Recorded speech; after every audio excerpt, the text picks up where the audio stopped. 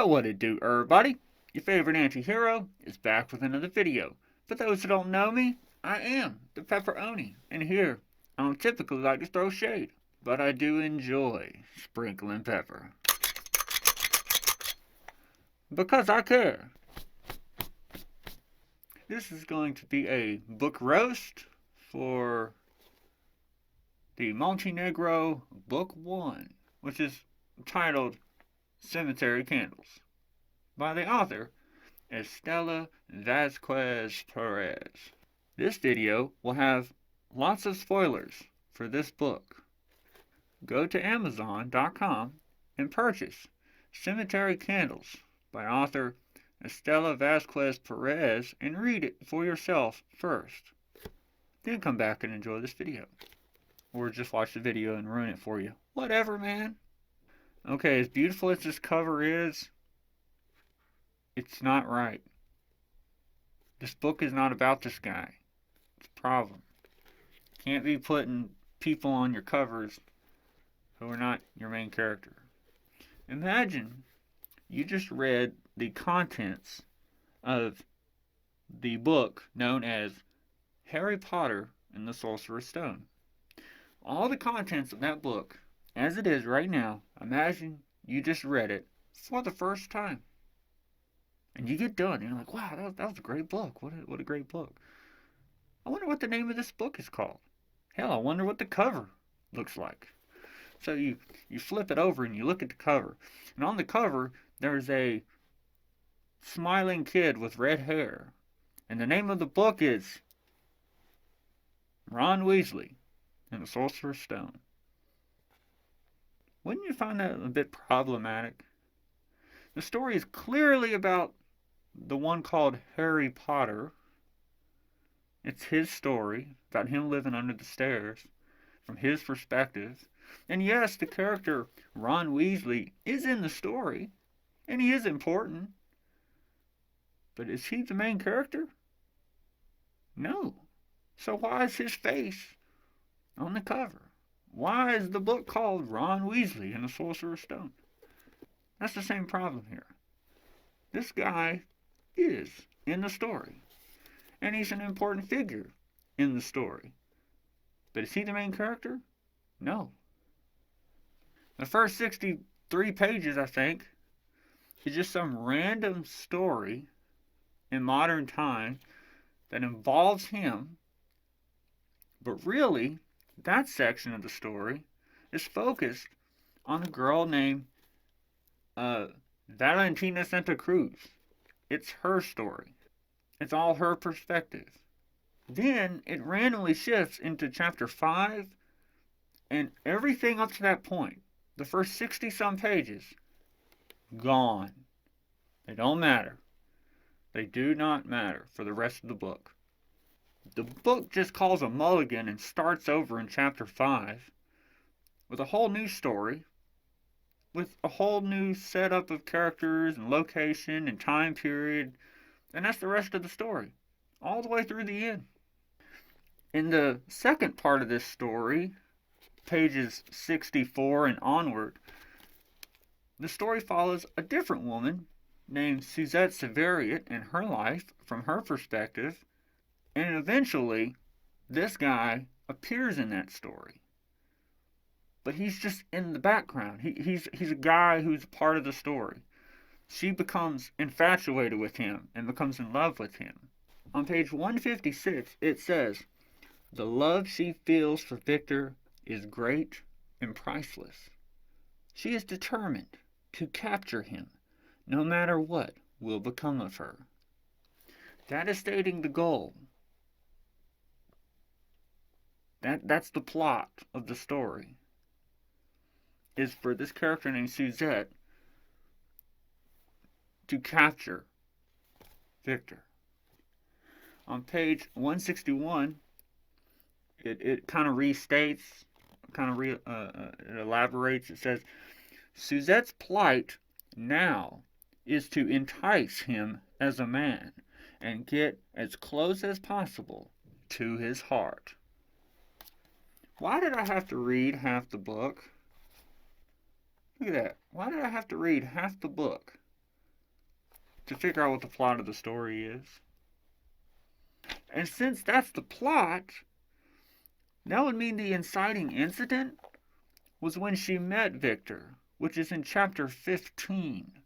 I had to read 15 chapters to get to the inciting incident. Up to that point, it was just like little footnotes of this person went here, and then they went there, and then they met this insignificant person, and then they met that insignificant person.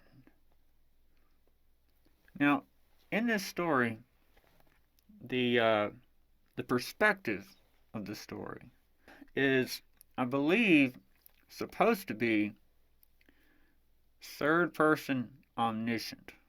And so what that means is the narrator knows all things. The narrator can look into this person's mind, into that person's mind. They know the future here, they know the future there, so on and so forth. But one thing that I noticed interesting is right off the bat in that little pre-story, the first 60-some pages, where we get to be introduced to the character named Valentina Santa Cruz, we actually get to word for word see her thoughts. That doesn't appear for any other character in the story. Even Suzette, we do not get word for word translations of her thoughts. But Valentina Santa Cruz, we do. On page 44, there is a section of dialogue. It's in quotation marks. But it reads, "What is the purpose to live if you are going to simply die?" The tagline reads, "She thinks to herself." Now you might say that, oh, well, maybe she's speaking aloud to herself. She's thinking out loud. I mean, it's in quotations, it's not italicized. Me personally, I like to put thoughts in quotations and italicized. I don't think you're supposed to do that, but I'm not going to worry about that nitpicky rule. It specifically says she thinks to herself. So she's thinking this thing. And it's word for word. Then on page 52, well, technically 51 on to 52, it says, "She can feel his sensual silk collar pressing against the side of her neck as she studies his admiring eyes. She inhales his scent and thinks to herself, quote, 'This is not a dream. All my senses are aware of him.'" Obviously, she's not going to say that out loud in front of him. That's a thought. This happens again on page 54. Valentina thinks, "But it is too beautifully bright for Victor to venture out without suffering a migraine." End quote. So here we're actually peeking into the word-for-word thoughts of this character. Interesting. Now, throughout this book, it's just littered with just lots of very subtle grammatical errors. Real simple stuff where there's supposed to be an S or apostrophe S and there isn't, or a word is the wrong word, or like it's supposed to be the word off and there's only one F, so it's of. Subtle little things like that. These things, they happen. It's okay. You can just use context clues and figure them out, including the two bigger uh-ohs that happen when the author accidentally puts the wrong character's name in a place. On page 253, right in the middle of the page, there's a sentence that starts with the name Suzette. It says, "Suzette studies Victor's eyes." It's supposed to be Henrietta. This also happened previously in the story on page 194. It's dialogue, and it's a dialogue tag. It says, "You made history, my love. Once again, you find treasures when it is their time to be found. Suzette says." It's supposed to be Henrietta. That sucks. I know that must not be something the author wants to hear, but it happens. And there's a lot of other little mistakes scattered throughout the story. I'm not going to point them out in this video, it just takes too long. But these are little subtle mistakes that a line editor could or should have been able to find and fix. On page 4, it's at the bottom, it says Tio's parents died in a fire when Tio was 3 years old. Victor Montenegro is his only living relative and his guardian. We don't have to know that. You don't have to tell us that. That's just telling, and we don't need to know it. We can conclude that he is his guardian as we read. In addition, when you flip the page to page 6, in dialogue it says, in the middle of the page, quote, "He lost his parents and then his teacher." So, from the dialogue, which actually makes sense to be told, because you're informing a character about information they didn't already know, we can then learn as the observer that his parents are dead. In fact, this book, has a lot of telling in it. A lot of just bland, dry telling. For example, at the bottom of page 7, Valentina finds Victor very interesting. Okay, thanks for telling me. She appreciates his independence and individuality. Huh. Thanks for telling me. Valentina finds his work as a diplomat curious for a man who accumulates his wealth finding the treasures of doomed ships where souls perished. Wow. I didn't know how she felt, and I didn't know that that's how he acquired his knowledge, or his wealth, I should say. Thanks for telling me. His track record for his finds is applauded, envied, and even suspect within the treasure hunting community. I'll be damned. The more you know. On page 5, in dialogue, it says, "I suffer from migraine headaches." Please just pick one. Migraines or headaches. Remember how I said the first 63 pages don't matter? In that regard, on page 10, you have this paragraph up here where it goes into this long list of names.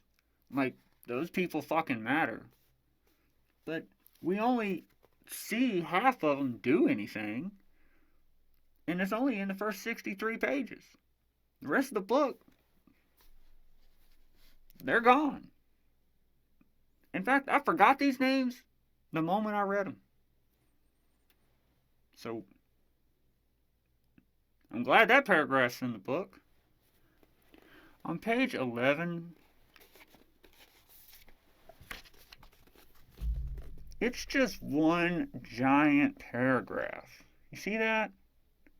It'd be nice if there was a little tab indentation somewhere in there, maybe 2. Also, at the bottom of page 11, it says Valentina follows her gaze, and her eyes fall on the grand neo-Gothic church built out of black lava stone. In the Minecraft world, we would call that obsidian. Now, you remember that long paragraph that I just talked about on page 11? Well, it was really important to have all that information dumped on us in that nice info dump. Because that's what that whole paragraph is. It's an info dump. The very next page, on page 12, in dialogue, Victor says, "My great-great-grandfather, Caesar Montenegro, built the church, the town, and the mansion. This seems familiar, though. Where have I, where have I heard that before? Previous page, 11. It says, the massive stone and marble 20,000 square foot Second Empire Mansion was built in the city of Montenegro, California in 1851 by Victor's great-great-grandfather, Caesar Montenegro, who also founded the city of Montenegro. On page 14, there's like an obsession with saying the phrase mashed potatoes. It kind of made me laugh. On page 17, there's a section of dialogue in the middle by Valentina. There's a lot of sections in here that should be reconstructed, but this part I just want to point out. This is a nice little kind of lesson. This is how it reads in the book. Next summer, I plan on joining a group of anthropologists and pathologists on a trip to Europe to see what we can further learn about the lives and deaths of those buried in the catacombs in Paris, and we are seeking permission to study the ancient Roman catacombs. No. It would have read better if it went something like this. Next summer, I plan on joining a group of anthropologists and pathologists on a trip to Europe. Period. Next sentence. Our goal is to see what we can learn about the lives and deaths of those buried in the catacombs of Paris. Period. Next sentence. We are also seeking permission to study the ancient Roman catacombs. Now, as I said, this story is supposed to be third-person omniscient, and that sets up a risk of head hopping, which I believe this author kind of does. For example, on page 23, we learn what Valentina feels, but then we also learn what Victor is sensing. So who am I supposed to experience this situation from? Like what perspective?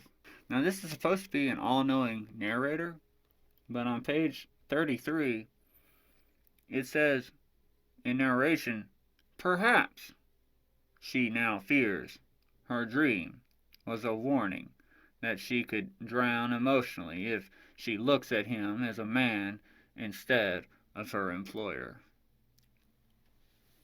Like, do you know everything or not? On a positive note, that dream sequence was good stuff. It was very creative. It really was very visual. I liked it. Also on page 33, this whole top paragraph, it's very dry. It doesn't feel like it's part of a story. It just feels like I'm reading a bio. In one part it says, but she had never put much thought in him as a man. She just met him. So, she probably hasn't put much thought in him at all. On page 34, we learn about a very, very important character that doesn't matter to the story. A character named Craig. On page 33 to 34, it says, it is no secret that Craig is in love with Valentina. Well, it was until you just told me. Thanks for ruining that. If it wasn't a secret, we would figure it out through context clues reading the story. Unless it's insignificant, at which point, why do we need to know? It then goes on in a nice paragraph of info dumping, where it literally says, all along it was his quote, Craig's secret master plan. Blah, blah, blah.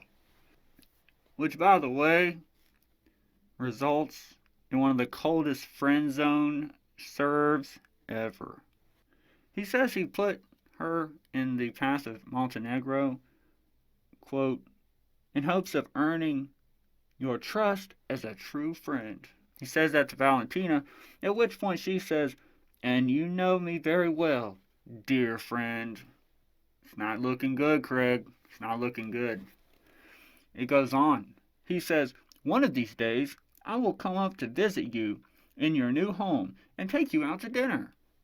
At which point she says, "I would love to see you for afternoon tea instead of dinner." It's really bad. That's strike two, man. Come on, we gotta do something. You gotta nail it out of the park with this one. With disappointment, he says, he tries to like play it off all cool. He's like, "Tea sounds great too. And then we can take a stroll and get fresh air." It literally then says, "Valentina says goodbye to Craig." This is the part where you play Kissed by a Rose.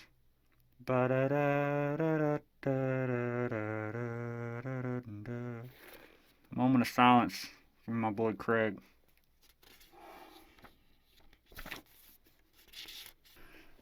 Also, this book says the word caresses a lot. You're lucky I didn't keep track of it, because I've done that before. On page 68, shifting to 69, we get this nice little info dump here that extends to this part. And thanks for telling me all that.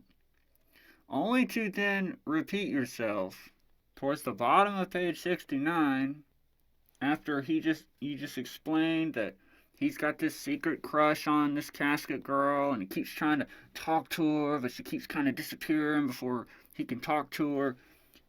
He then spontaneously just bursts out to her at the bottom of 69 and says, "On several occasions I tried to meet you while you were in town, but you would vanish before I could get to you.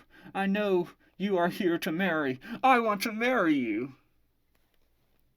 Thanks, homie. You just made all that info dump really redundant. This is where we get into the part where Suzette is garbage. You see, it says at the bottom of 69, Nicholas, that's the name of this guy, is the 10th man to ask for her hand in marriage since she arrived in New Orleans a year ago. She declined them because she wasn't ready to marry. Really? Really? Your ass sailed to a whole nother continent to get married. And 9 guys had the confidence to ask for your hand in marriage, and you turned them down because you weren't ready to get married. I wonder why you're ready now. What has changed? Because it says she wasn't ready, but now she is. Perhaps what changed is the fact that Mr. Nicholas here says, quote, his last name is Gravis. He says on page 69, "As Miss Gravis, you will be provided with a very comfortable life, and you will not want for anything." It then goes on page 70. He continues by saying, "I am a man of means, and I love to travel and socialize. I will ship in anything you dearly miss from France. I am a creature of the night, with a passion for operas and fine dining. I have everything in life, yet it is meaningless without you as my wife." So this man is rich. That's what changed. She replies, "I have never been to an opera." She continues, "I will accept to marry you if you procure for me fine dresses embroidered with gold and fashioned with jewels, so that I can accompany you to the opera." This man owns 4 plantations. On page 72 it says, "Suzette is the envy of the town for marrying the richest man in New Orleans, while wearing a Parisian wedding dress embroidered with gold, diamonds, and pearls custom designed for her." It then says on 73, "Suzette's wedding day is a joyous occasion for her. Her world is as complete as it can be," in a very dry manner. Of course. So she's a gold digger. She turned down 9 guys. They say, women say confidence is important. You gotta have confidence. Now, guys had confidence, but they didn't have money. Mr. Nicholas did, however. And then, of course, on the bottom of 72, it's like, she married Nicholas for his kind regard to her, his charming eccentricity, and his love for her. Bullshit. She saw that gold, she heard his proposal about living a good life, and she was like, yeah, you got something worth my time. Sadly, Mr. Nicholas dies. And on page 74, it says, Suzette regrets that she was not in love with Nicholas as he was in love with her. Suzette loved her late husband and had great affection for him, but she was not in love with him. Really? She was in love with his money. So it makes you wonder, what is love? That's really the big question of this book. What is love? Because you see, she was ready to marry this guy through sickness and health, be with him, ups and downs, together forever, right? It says she loved him right there. Suzette loved her late husband and had great affection for him. But she wasn't in love. So what does that mean? Why wasn't she in love? I mean, he had courage. He had lots and lots of money. He's the richest guy in town. And he apparently loved her and cared for her, worshipped the ground she walked on. What was he missing? Well, let's go back to page 69. It says, Nicholas is of average looks, but his asymmetric smile is charming and his blue eyes are kind. So he's like a 6 out of 10.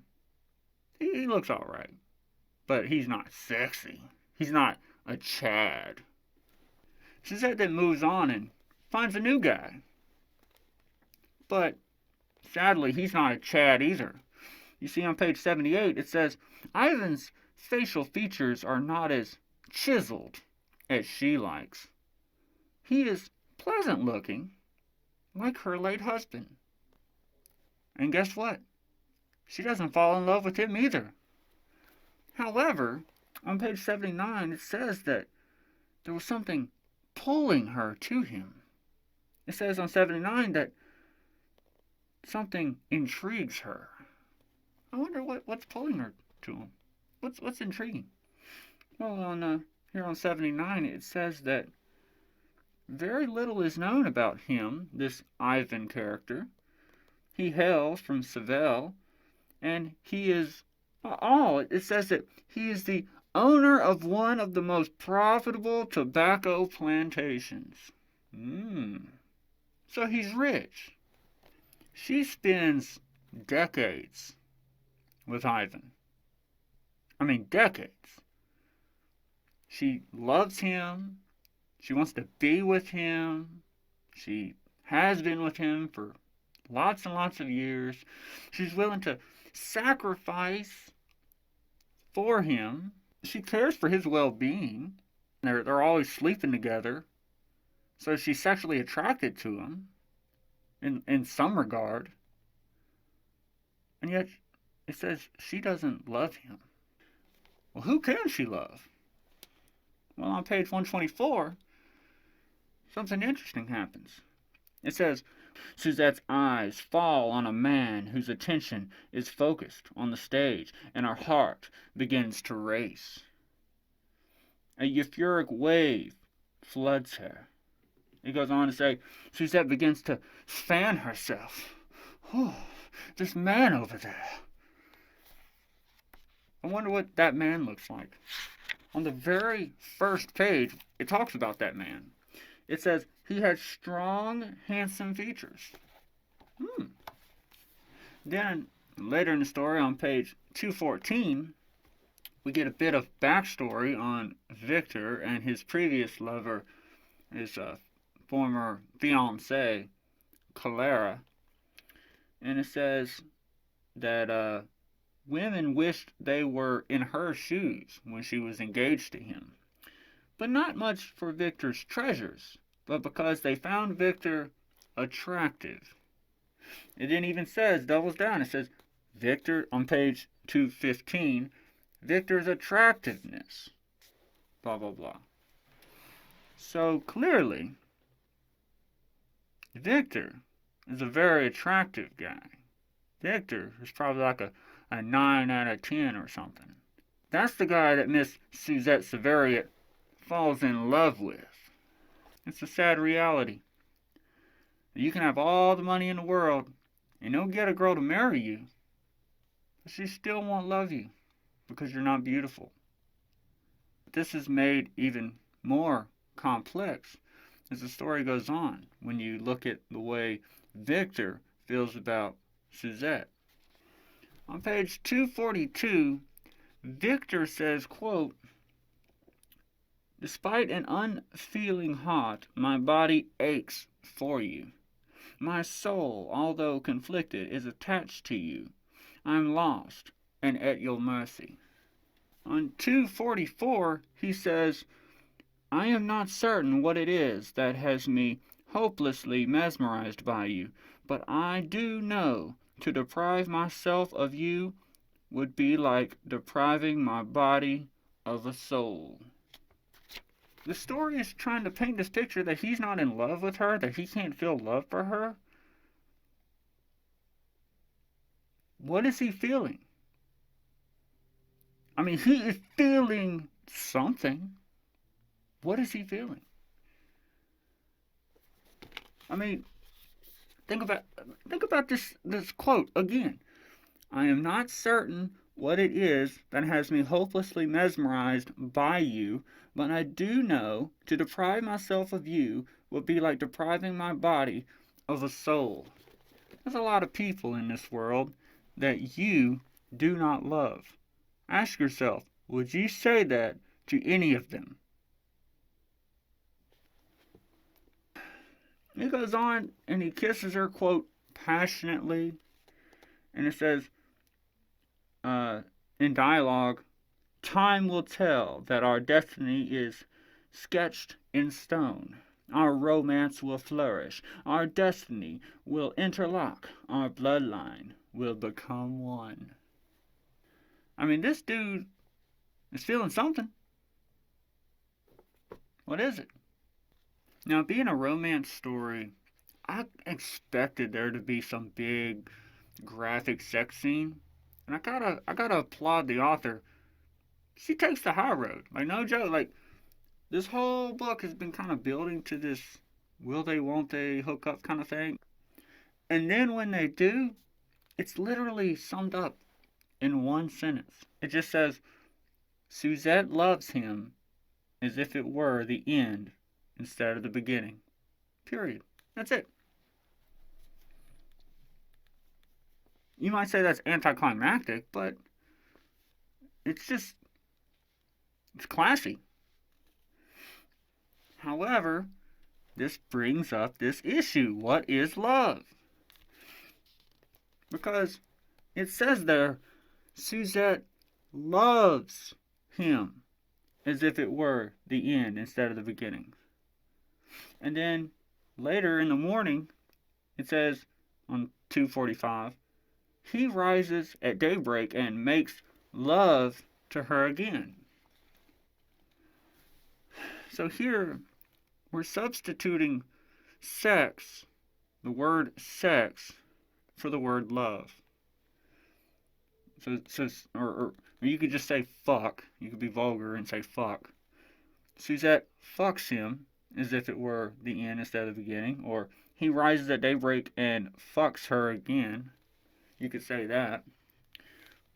And the reason, at the top of 245, the dialogue reads, "I have no will but to love you," Suzette confesses.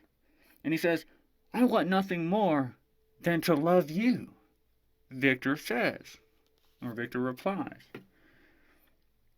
So are we talking about love? Or are we talking about fucking? Is she really saying, "I have no will but to fuck you"? And then he replies, I want nothing more than to fuck you. And then they fuck.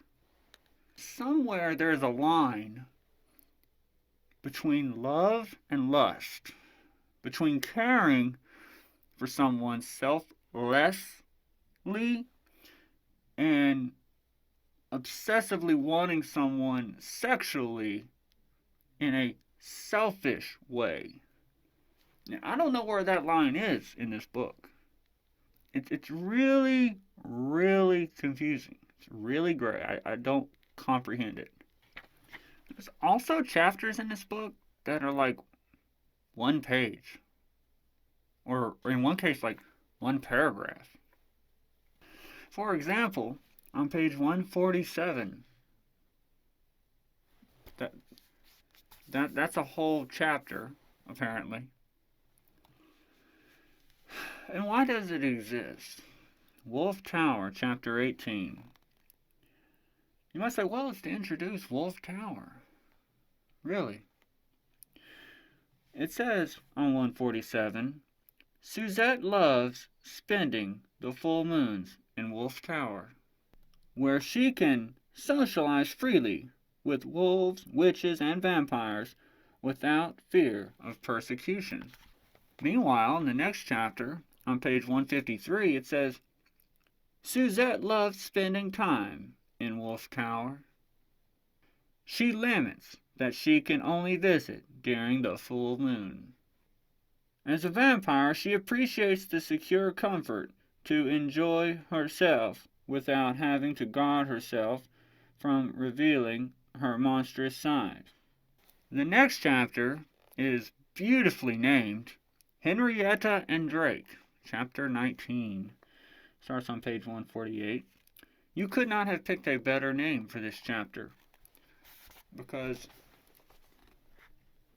it is littered with the names Henrietta and Drake.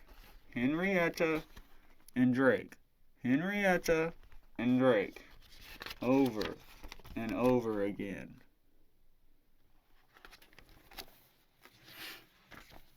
Like, what the fuck? Meanwhile, while we're here, it says on page 148, Henrietta is attracted to his burly 6-foot frame and robust arms pulsating with blood. On page 50, however, it says, Henrietta is attracted to Drake's delicious blood, his build, and strength. On page 153, it says, on the other hand, werewolves are suspicious of the medical community, and they refuse to collaborate in any study, no matter how benign the intentions of the doctors. Suzette always makes sure to leave Wolf Tower well hydrated and smuggles a pint of wolf's blood for study. Oh, okay, so that seems pretty clear. Werewolves don't like doctors. They're not going to take part in studies. They're not going to collaborate with them. Okay, makes sense. But wait a minute, didn't I read something? Just like a couple oh yeah, just right here on page 149. It says, when a werewolf enters the realm, he sells bottles of his blood, which is consumed by vampires or purchased by witches who use it for spells or sell it at a premium to doctors for testing. I'm pretty sure the werewolves know that happens. But on a positive note, in this chapter, the concept of werewolves throwing up the vampires into the air and having them dance in the air and have a competition, that's unique. I personally have never seen anything like that, so that's cool. On page 94, I struggle to figure out what the hell it is I'm reading. The vampire, Ivan, says, and when all fails, I feed off live rats. Okay, so on the minority of situations, when his plans don't work out, his fallback is that he'll just feed off of a live rat. Okay. But wait, at the beginning of that dialogue, you said, I mostly feed off rats. So which is it?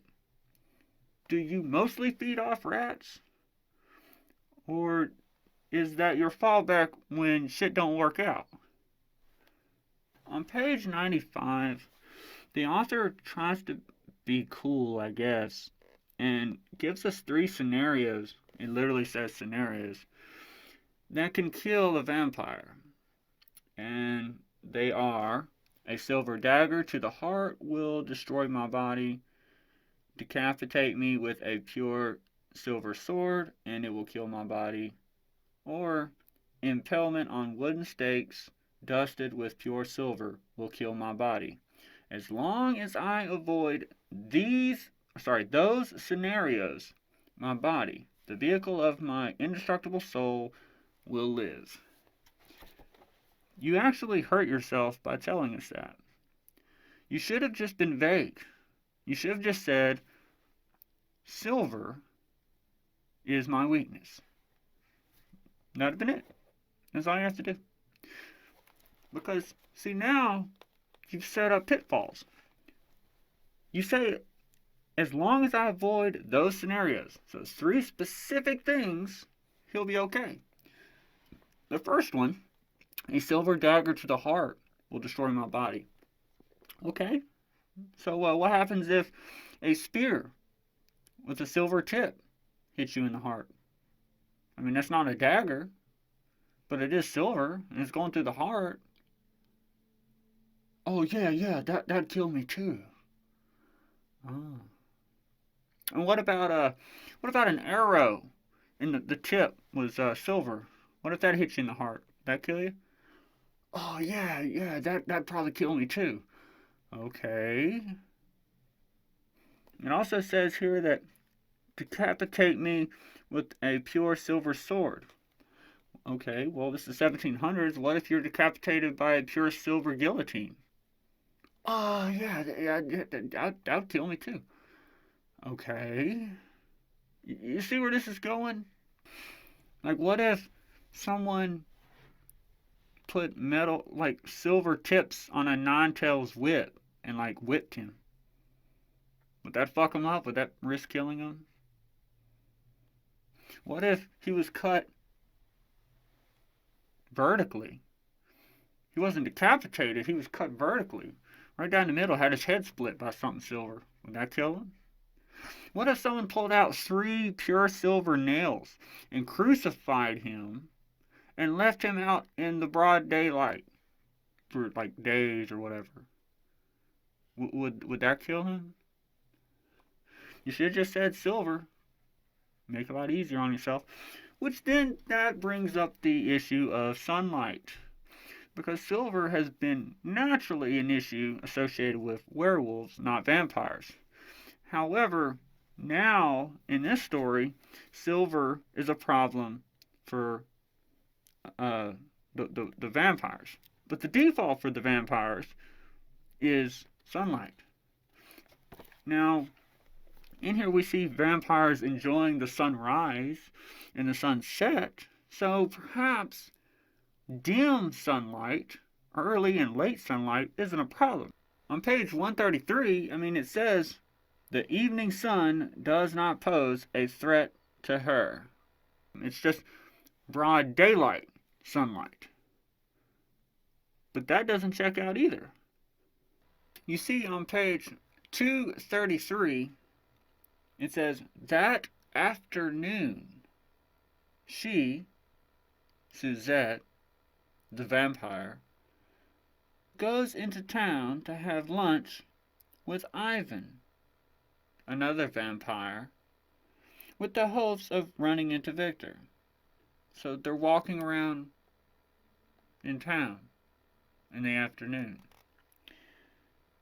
She even says she's enjoying a beautiful day.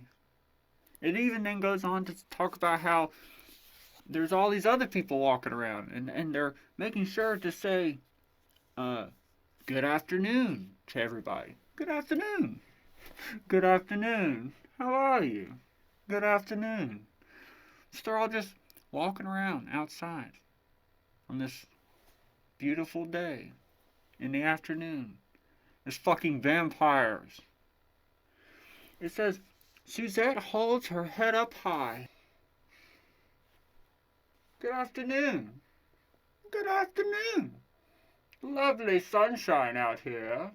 Now it does say underneath her wide and extravagant plumed hat. What about the rest of her? Is she literally covered from head to toe? Oh, well, she's wearing a dress. Covers her, the majority of her body, and that covers her legs, obviously. She's wearing shoes. Perhaps it's a long sleeve dress. That was fashionable in elder times.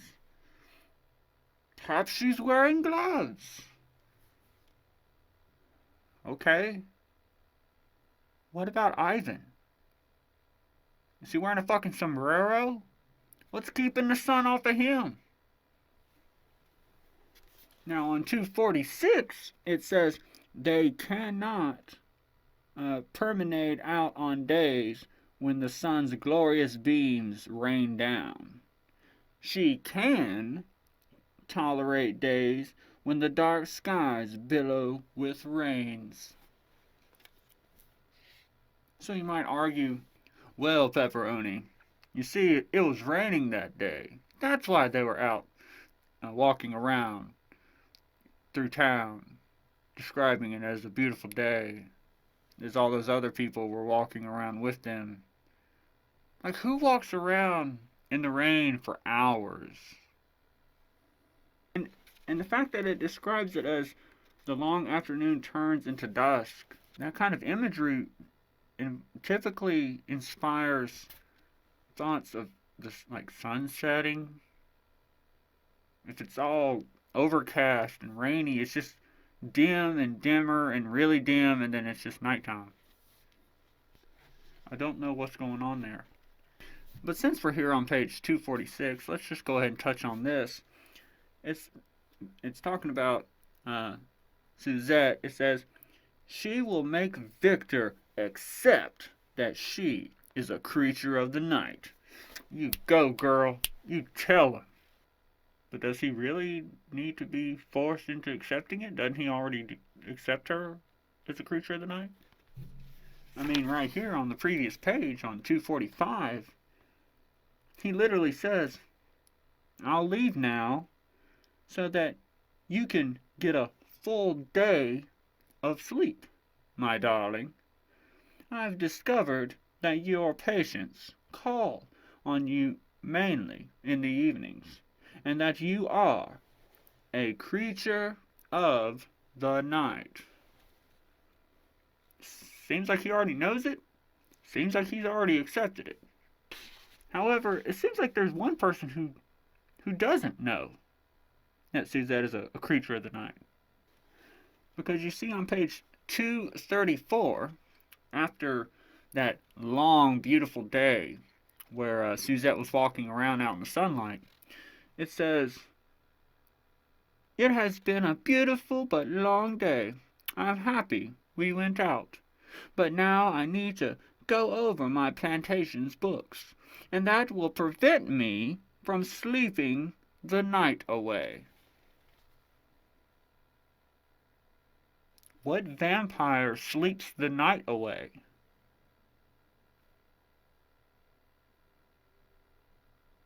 Don't you stay up all night and sleep the day away?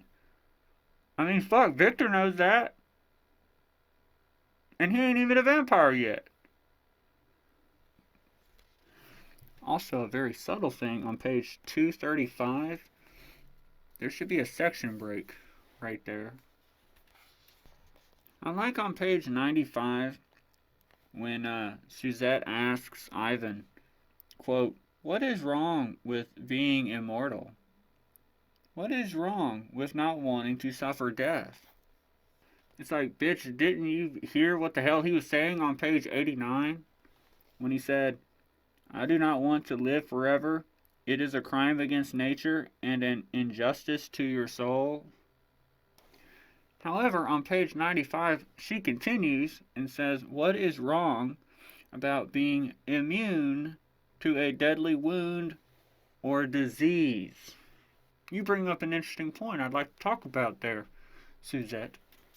On page 101 in dialogue, it says, you do not suffer from illness or injury.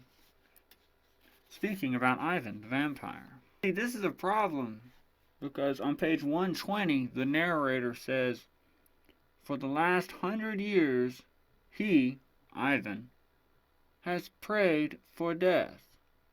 Ivan prays that he suffers a natural death, that a disease torture his body into his last hour of life. Bruh, you can't get sick. That will never happen. On page 104, there's a piece of dialogue where a woman, Suzette, is talking to a man, Ivan. She says to him, my body does not suffer the slightest, my lady, but sleep is weighing me down. Interesting choice of words, my lady. On page 109, there's something really clever that I like. It says, in dialogue, with your daily needs and watching over your plantation during your absence, handling your silverware. And then she replies, my practice is mainly at night, and I have gold utensils. I approve. Now let's talk about the magic system in this story, because it's kind of weird. First of all, on page 114, Ivan says, hell has opened up, my dear, in regards to a fire. Now you might say, well, that's an expression. Not exactly, because in the context of this story, the fire is like enchanted by the devil, so it's like fires from hell. So how does he know that? But that's then followed by this other part shortly after where it says, Suzette stands frozen against the wall of fire. I approve of that too. That's clever. But then it goes on, it gets kind of fucking, I don't know. As a default stance, we all would assume that fire would harm a vampire. Okay? Right? But the author goes out of her way to rationalize this magical element to the vampires, that they are immune to fire. Okay. I could go with that. That's unique. Alright, so in this story, the vampires are immune to fire. It just goes right through them like a ghost or something. Okay, cool. That works. But then the author goes even further out of her way to backtrack and make it so that the fire does harm the vampires. Oh, by the way, this fire is enchanted, so it will harm you. And then they're like, oh no! That's like writing a story about talking fish. And there's one group of fish who are magical and can also breathe on land. And you're like, oh, okay, so these fish can breathe on land.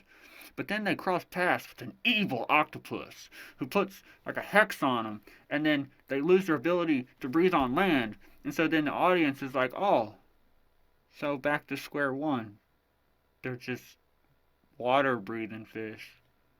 In this situation, you've got the vampires, Ivan and Suzette, in a crowd. The fire isn't harming them. And Ivan's worried. He's like, oh no, these people, they're all not going to die. Some will survive. What if they notice that the fire isn't touching us? They're going to know that we're vampires. But this is immediately followed by a fucking werewolf running through the crowd and fucking transmorphing into a human. And he's like, yo man, the fucking fire is like enchanted and shit. It's gonna harm y'all now. It literally says, all those around them, terrified by the raging fire and fearing for the welfare of their loved ones, do not notice the awesome wolf stand up on its hind legs and morph back into a human body. So he's worried that they'll see the fire not harming them, but they don't see the fucking wolf, the big werewolf, turning into a person. This is then followed shortly after by a bat flying down and then transmorphing into a person, a fucking vampire. And people don't see that. But wait a minute. So you're also saying that the vampires can fucking transform into bats. Why don't they just transform into bats and just fucking fly away? They don't see when wolves show up and turn into people. And they don't see when bats show up and turn into people. So obviously they wouldn't see when people turn into bats and fucking fly away. Well, they end up turning all into bats, but they don't fly away. They just fly to a building to hide from the fire. Now they try to rationalize this in the story by saying that, quote, "We are ready to fly, but we cannot migrate too far before losing our bat abilities." Okay. So they can't be in the bat form for very long. That seems kind of justifiable. They then turn into bats and fly into the building. But then eventually, once that's all, dealt with and the fire is put out, it says on page 117, a few survivors look up to the heavens and witness a dark colony of bats slowly fly out of the third floor window of the convent. So when the fire's over, they still turn into bats and fly away. I mean, they obviously had to fly pretty damn far, because without the fire, when that big pack of bats land on the ground and turn into people, the people are going to see it and like, holy shit, vampires. So they probably had to fly way the hell out of town, maybe into the woods or something, before they could transform back into people. Why didn't they do that? But it gets worse. Because you see on page 138, another vampire named Henrietta, quote, she begins to twirl and transforms herself into gray smoke, then disappears from Suzette's porch. So they can fucking disappear. They can, I guess, teleport or something. I'm not sure what that is. But why didn't they do that to get away from the fire? They could have just done the fucking twirl and poof. No more problems with fire. This is then followed by a portion on 138, the next paragraph, which says, Suzette remains on the porch for the rest of the night, admiring the freedom of the bats flying in and out of the rows of the Spanish moss. Bitch, you can turn into a bat and fly with them. You are just as free. The only way the teleporting plot hole isn't a plot hole is if they don't twirl and disappear as in teleport, they twirl and become invisible. That's the only way that can be saved. And there's some kind of justification for that. On page 265, there's a woman who approaches, this is at the very back of the book, 265. A woman approaches Suzette and says, "Be well and God bless you."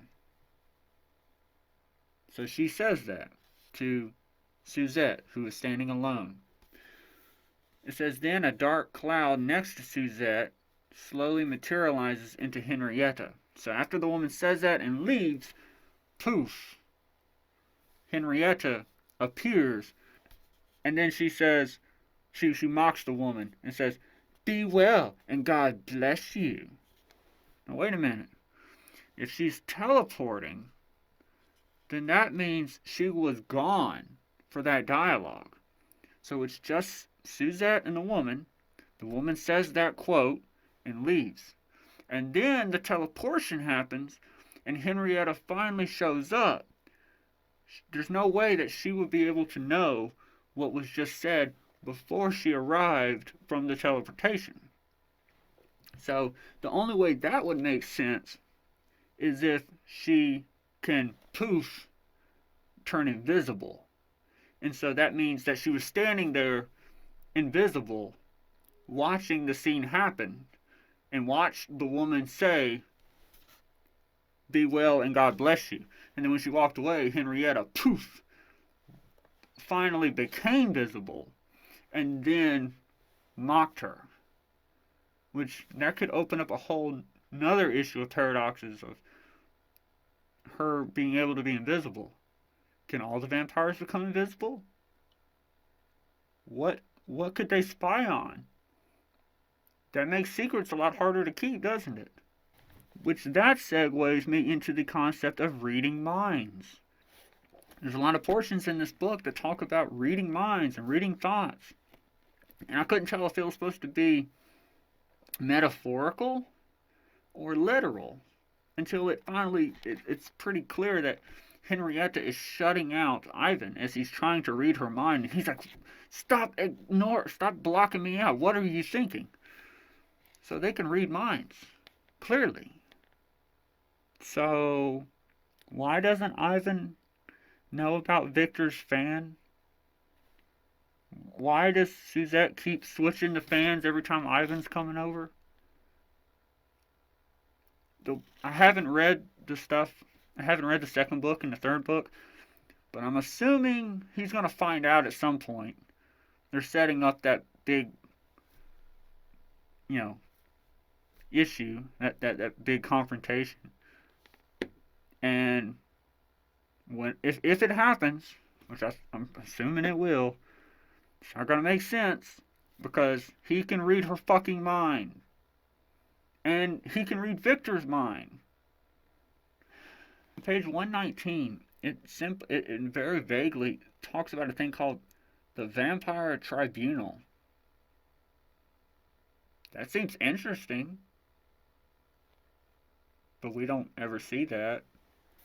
Also, it says that the werewolf is condemned to a violent death. And it specifically says that he basically did this whole fire and selling of his soul to get revenge because the vampire fell in love and seduced his wife. Like, what is that?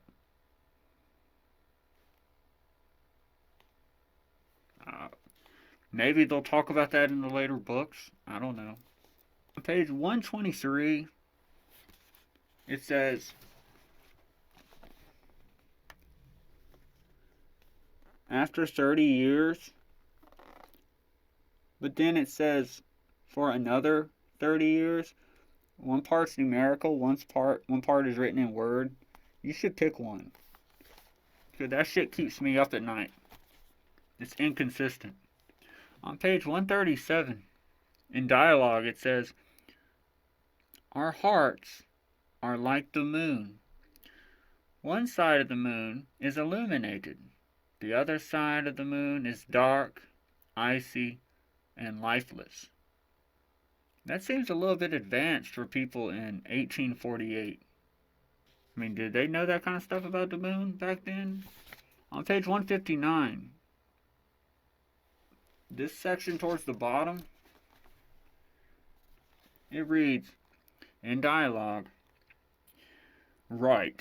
She was an orphan herself when she arrived in New Orleans. When I return to California, I will make it a monthly tradition to sponsor local orphans to their night of gala at the opera and introduce them to well-to-do, respectable suitors who can give them family and security, Victor declares. Then in response, I will also make it a monthly tradition to continue to sponsor orphans to a night of gala and meeting respectable suitors here in New Orleans or whatever city my travels may take me to. Suzette says, moved that she has inspired Victor to sponsor orphan young ladies to Cinderella knights and introduced them to high society and respectable suitors? No. On page 162, there is a sentence that sucks. And it goes like this. Suffering a drought is just as bad as suffering a tsunami of rain. No. The part where it says as just as bad as, just take that out and replace it with equal to. But then even if you do that, you still have word repetition. You still have suffering and suffering. So the whole sentence, I think, should be scrapped and redone. It should have said something like this. It doesn't matter whether you experience a drought, comma, or a torrential downpour for days, semicolon. The end result will be suffering, period. Chapter 34, the opening 2 sentences, well, arguably 3 sentences, should be reconstructed. It says, Victor cradles loose gems in one hand and holds a golden chalice filled with rum in the other hand. Period. Okay, now we know. Next sentence. As Victor stares at the brilliance of the gems in his hand, we know it's in his hand, he takes a drink from the cool gold chalice and relishes how the rum warms his throat. Okay, so if he's taking a sip of this chalice, then we can conclude that it is in one of his hands. So in the first sentence, we don't have to know that the chalice filled with rum and it's in his other hand. Next sentence. As he admires the beauty of the mix of gems he cradles in his hand, he thinks of Clara. You don't have to say that he's admiring the beauty of the mixed gems in his hand. In the previous sentence, he already said that he is staring at the brilliance of the gems in his hand. No. Chapter 24, we don't need that. Chapter 25, the Nuestra Senora de Valencia. That's a perfect name for this chapter because it likes to, where is it at? It likes to say that name, like, a lot. And it's really hard to say. Sadly, however, that chapter is also pointless. Because the whole damn chapter is summed up with one piece of dialogue on page 172. Quote, this will be my 3rd attempt at locating Nuestra Senora de Valencia's treasure. Why? Then we get to chapter 27, which is Murky Waters. And the author then starts seeing how many times she can put the name of this ship, the Flor del Mar. See how many times she can put the name of that ship on a page. So that's nice. Also, on page 178, it says, Ivan swims a half-mile out, and 100 feet from him, lying on her side, is the Flor del Mar. Later down, it says, Ivan swims over to the Flor del Mar, which is resting serenely on her side. Then on page 179, it says, at the bottom, the ship on its side is cradling her like a coffin. So how many out there are wondering how this ship is laying at the bottom of the ocean? Then you have chapter 28, which is Ivan and Victor just kind of sitting around, talking, taking in the moment. You know, just catching up. And then on page 210, from halfway down and then a little ways over here on page 211, that whole chapter is just recapped, like the highlights, like almost word for word.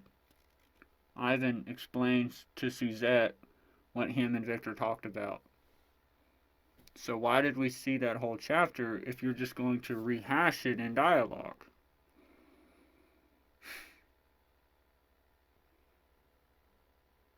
Now, an interesting piece of information in chapter 28 is this little bit down here on page 185. It talks about this other ship called Ana Luisa. It says in dialogue, in 1712, Spain assembled one of the richest fleets ever gathered together. Next sentence. The fleet was christened Ana Luisa. Next sentence. By 1715, the fleet had amassed 11 ships, filled to the brim with gold, silver, pearls, and jewels that is estimated to be worth millions. Well, that's impressive. Wow. That sounds like that's a lot of money on those ships. I wonder how long you'd want to keep all that money on a ship. It seems kind of dangerous. You think they would fear running into pirates. To deter pirates and privateers, the Ana Luisa fleet departed Cuba for the mainland just before the hurricane season was due to hit. So they were so scared of pirates that they left right before hurricane season started. It then says 6 days after departing from the calm shores of Cuba, all of their ships were belted by hurricanes, plural. Apparently there was multiple hurricanes, and they sank. So we know for a fact that in 1715 the fleet amassed a lot of money, and we know that 6 days after it set sail at some point it sank. But we don't know when it set sail. Well, we find out on page 201.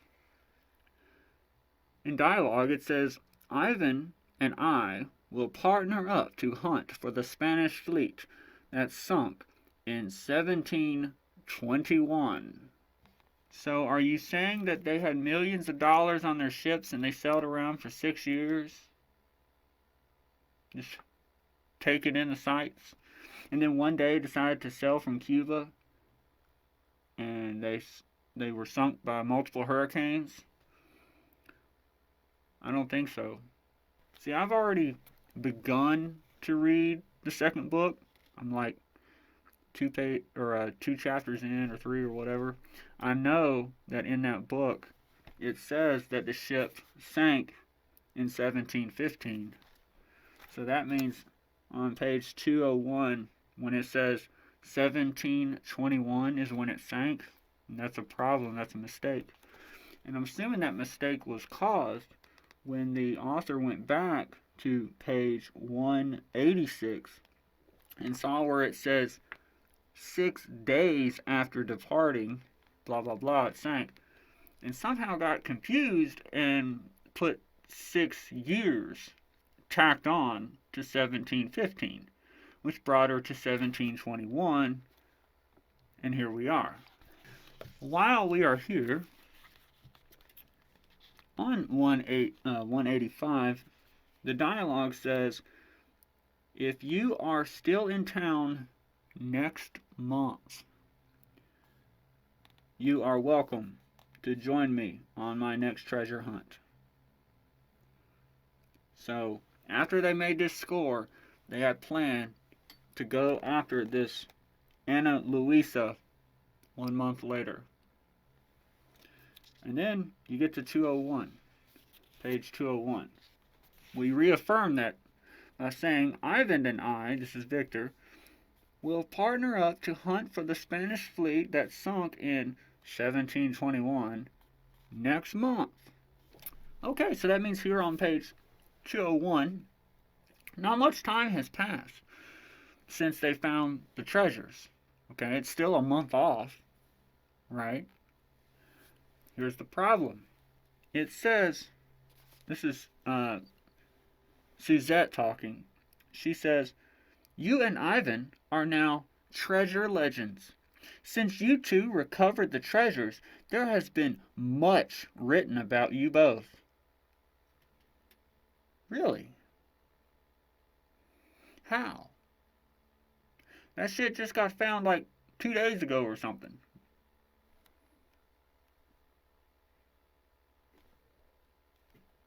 Let's talk about my favorite type of magic. It's this thing, this beautiful thing. It's called the Amar Trance.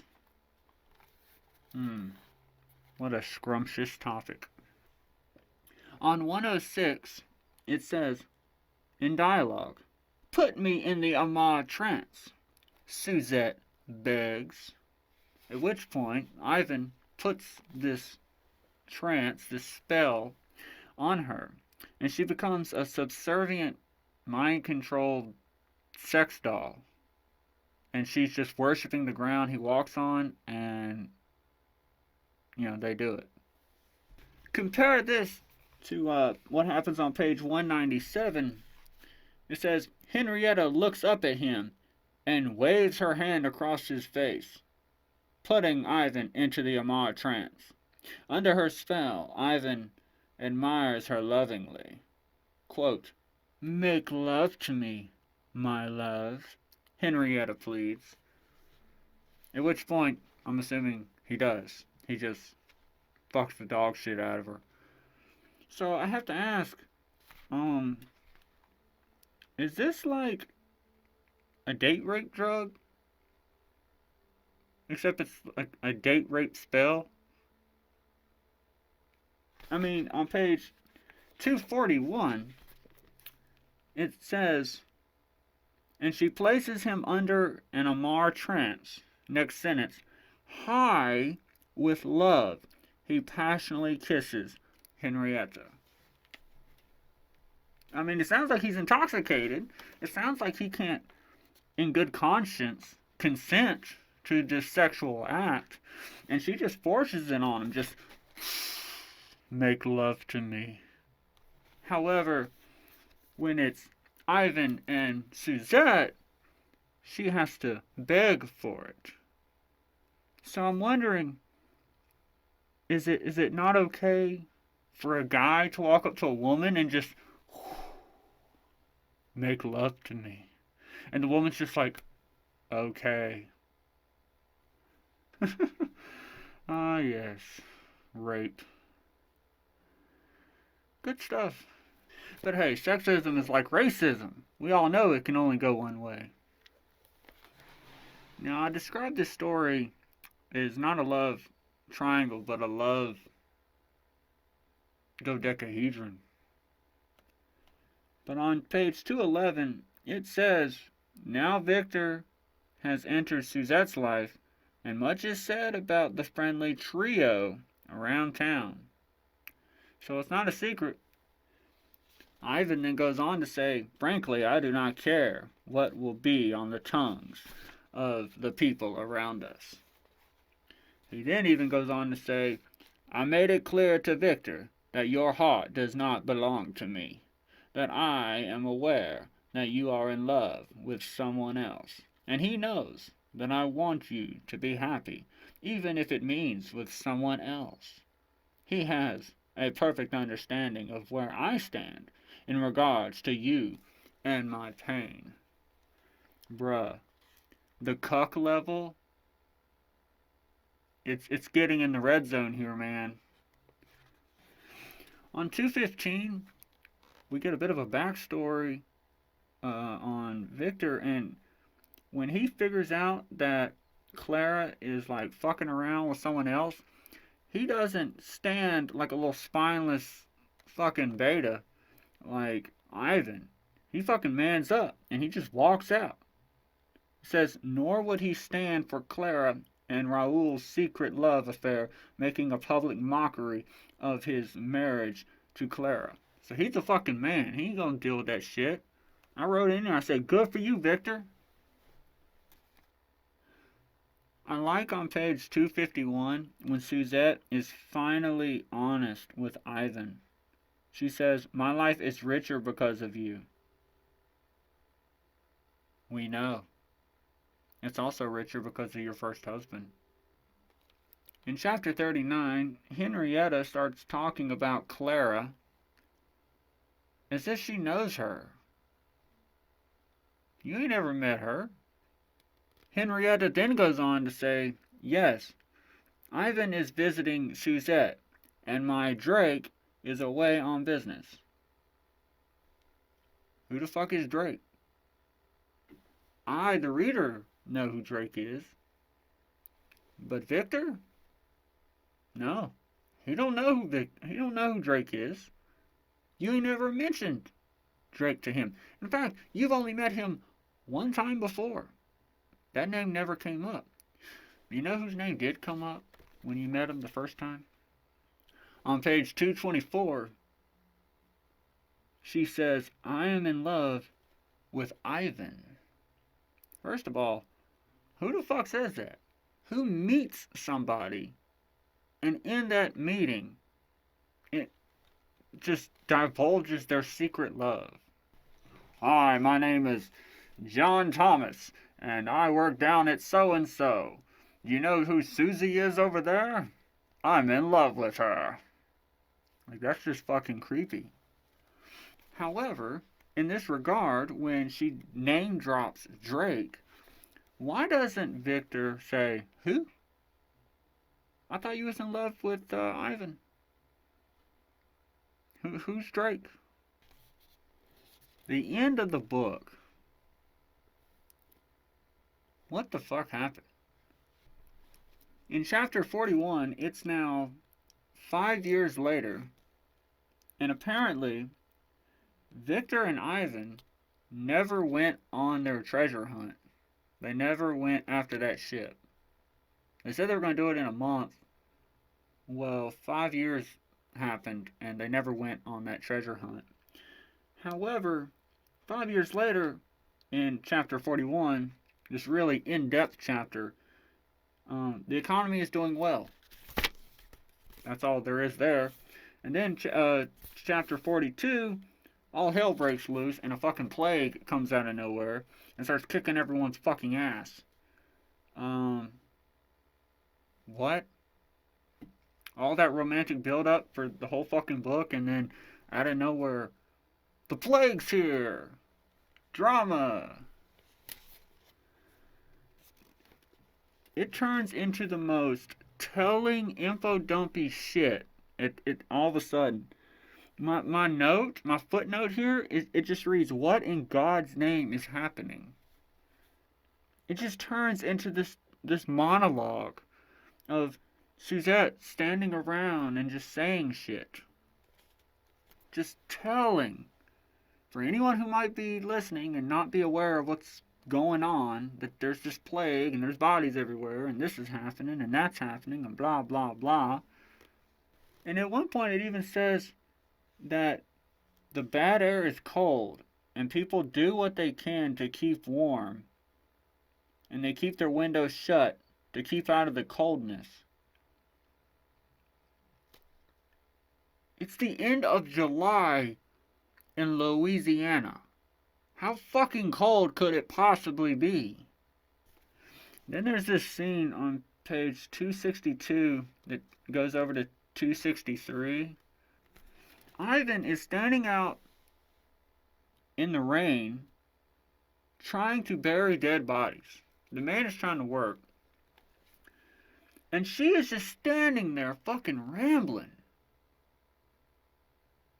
She's like, "This August is the most heart-rending August of my whole existence. Is there no end to all this suffering? Death does not discriminate or feel pity. Immigrants who just landed are attacked by the bad air. Whole families die." It continues. "Young children who survive their parents will grow up without a memory of their parents and ignorant of their names or from what country they came from. The fields are swarming with dead horses, mules, and poultry. Dude, if I was Ivan, I'd have fucking snapped on her. I'd be sitting there, I'd be like, bitch!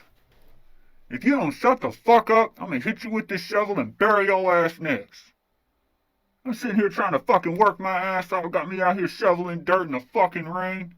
And you sitting up here whining about some fucking bullshit. Just fucking telling me this shit, rambling on like I've been with your ass for the past fucking month or so.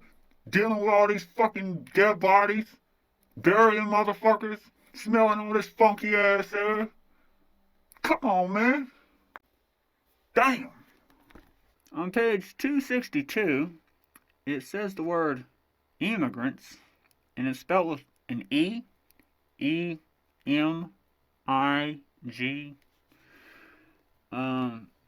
That's a real word, but that's not the accurate word. It's not the right word. Interesting fact, when you spell it that way, the way it's spelled in the book, immigrants, that is in regards to people leaving your country. So, I'm in the U.S. If I decided to leave the U.S. and go somewhere else, you'd call me an immigrant with an E. However, if I was in another country and I decided to come to the U.S., I would be an immigrant. I-M-M. The more you know. Alright, the last thing I want to talk about, and this is probably the worst problem in the story. The premise of this story, the whole backbone of this story, is built on something that in the story it is called the Vampiric Code.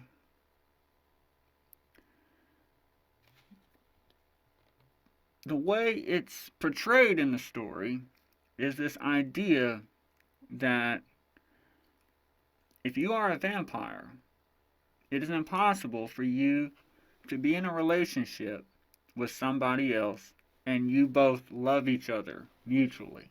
That's the way it's framed in the story, okay? This causes this endless chain of love.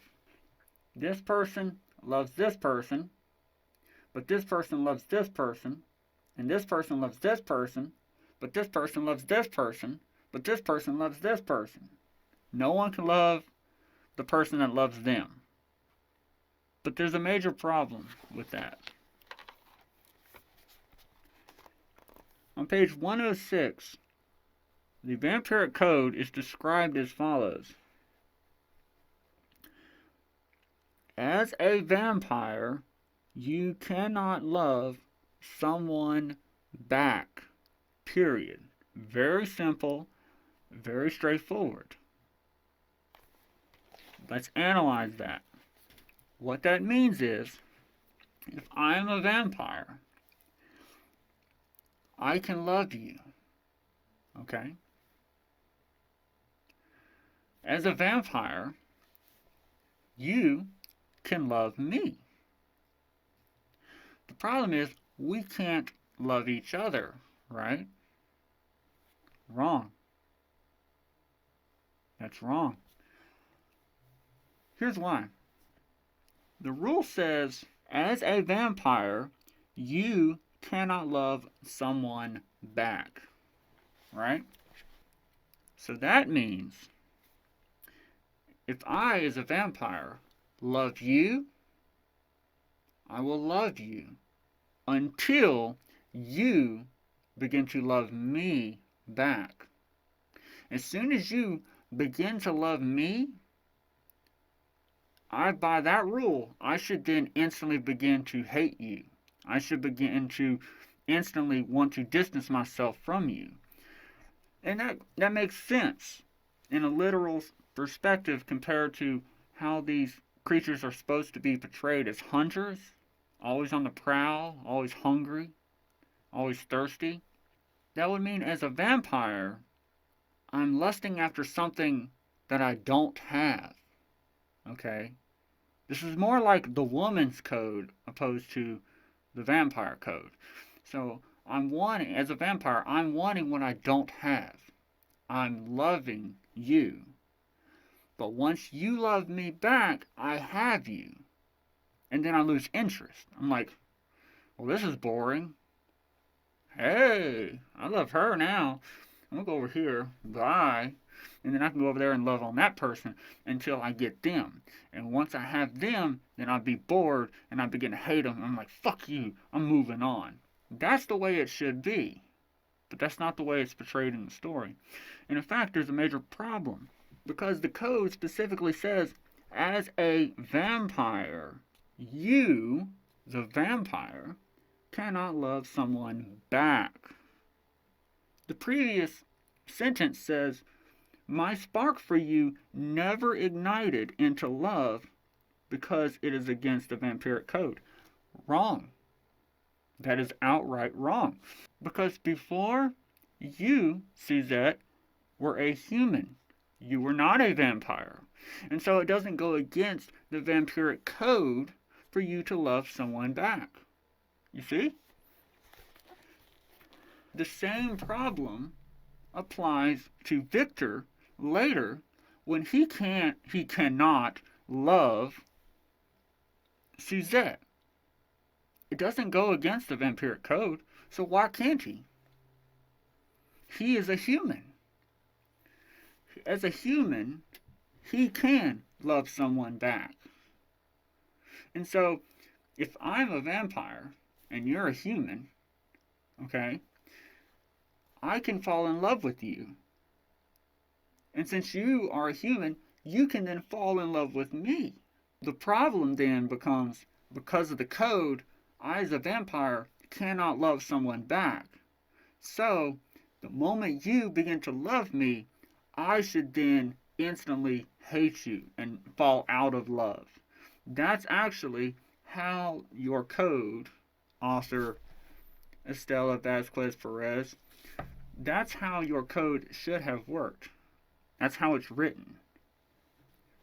Now, what that means is it should have just been worded a little differently. It should have said something like,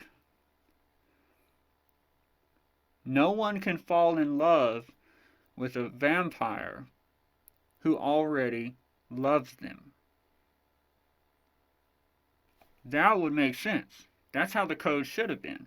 Because if no one can fall in love with a vampire who already loves them, that means a human cannot fall in love with a vampire if that vampire loves that human. But then, even if you did that, that would mean that they could be in love. If the human falls in love first, right, then the vampire could fall in love with the human, and it would work out. The problem then would be, what happens when that human is turned into a vampire? Once that human is turned into a vampire, it would push them apart because they can't love each other, because you cannot love a vampire who loves you. The vampire code is the single biggest issue in the story. I'm interested to see how it's going to unfold in future books. We shall see. That was Montenegro's book 1. We'll have to wait and see what happens in book 2 and 3. Bye.